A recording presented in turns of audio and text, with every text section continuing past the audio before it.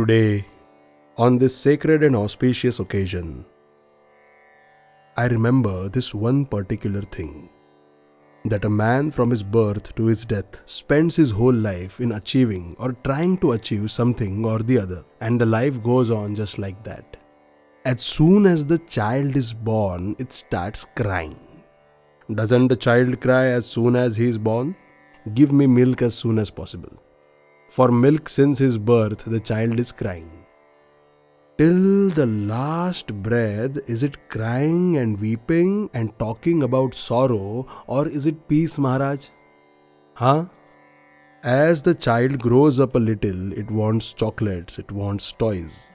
The child starts going to school, he wants friends. Then the child goes to college, then they want more friends. Grows up little more, he needs girl to marry. They grow a little more, they now want kids, and then they start taking care of those kids.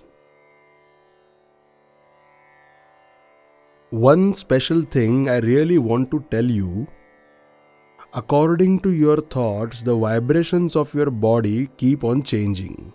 The way you think, the same kind of vibrations are emitted outside and create an environment around you.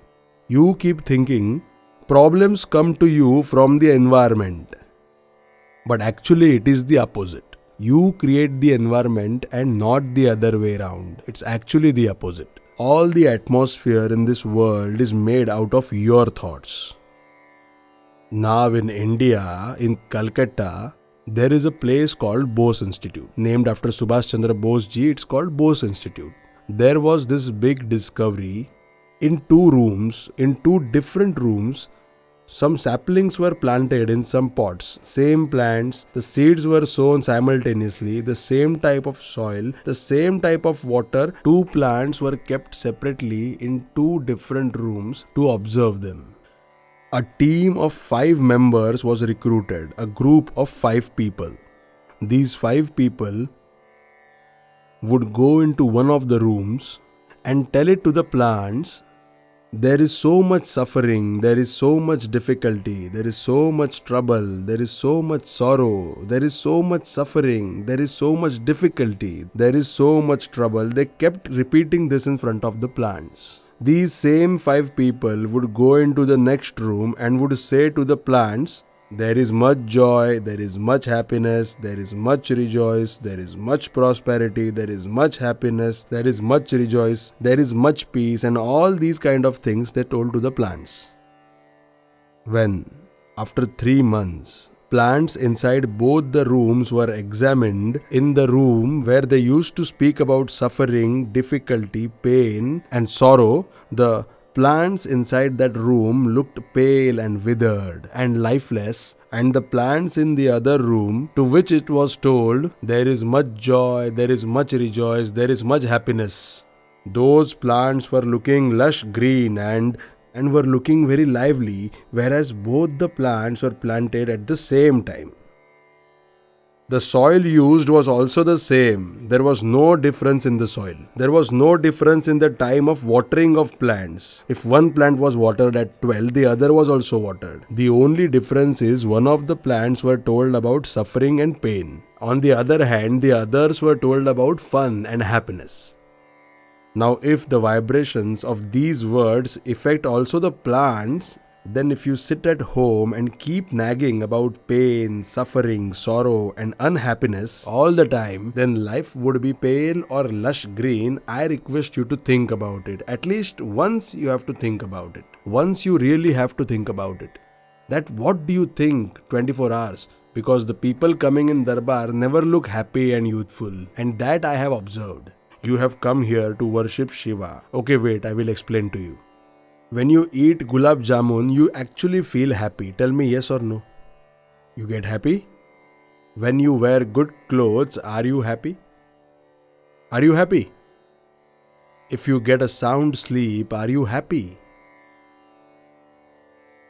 So now, if a nice gulab jamun, nice clothes, and even sound sleep can give you happiness, then if you have entered the Darbar of Bholenath, there is no chance of being sad. It should all go away, right?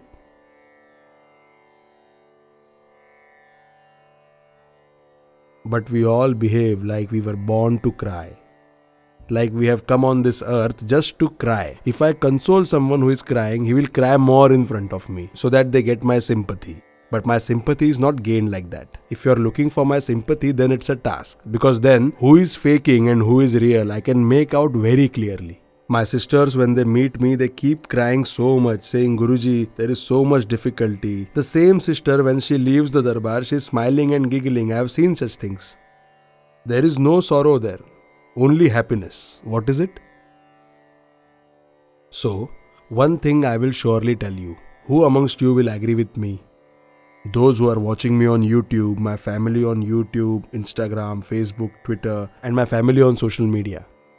Dushyant, from tomorrow onwards, you start doing Facebook Live as well. Take connection from here.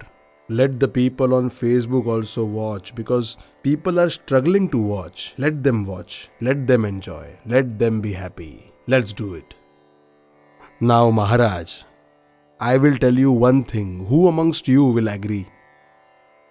Keep one thing in mind.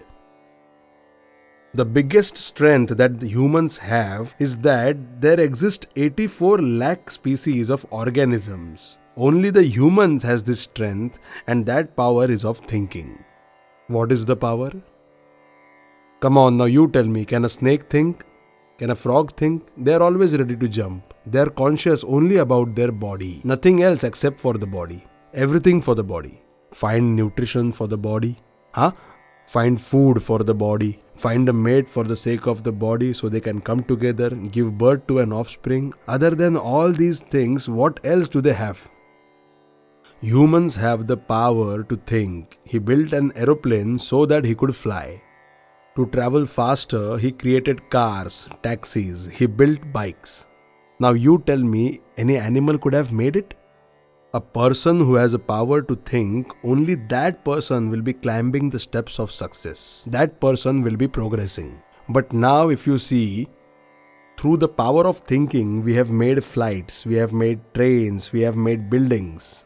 We have made much progress in life.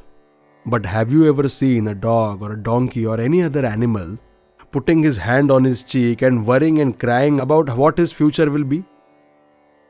Have you ever noticed that a donkey is worried about something? You asked what happened. No, I have loans to pay, that's why I am worried. Have you ever heard a donkey say that? God has given humans the power to think so that he can have a good thought and help the world prosper, and by the end of it surrender to the Almighty. That's why God gave you the power of thinking. But then what do we think about? Day by day, negative thoughts, thoughts of sorrow, thoughts of fear. We have never seen the tomorrow. Still, we are afraid of it. I see a crying man and asked him, why is he crying? He said, my business should remain safe. Also, my health should remain safe. I hope I don't go through an accident tomorrow. But my friend, if you have never seen that tomorrow, then keep good thoughts about it. That is the purpose of this human life. Always think positive and not negative. But in our lives, do we think positively about tomorrow or negatively? You only tell me. What is it? In every step you take, you are always afraid of tomorrow. Does it happen to you or not? But the tomorrow which you have never seen can also be a positive one.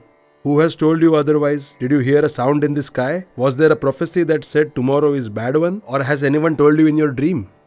Why to worry about every next day? The person who lives in present happily will also have a tomorrow which is happy. But the person who is in fear will always have a fearful tomorrow.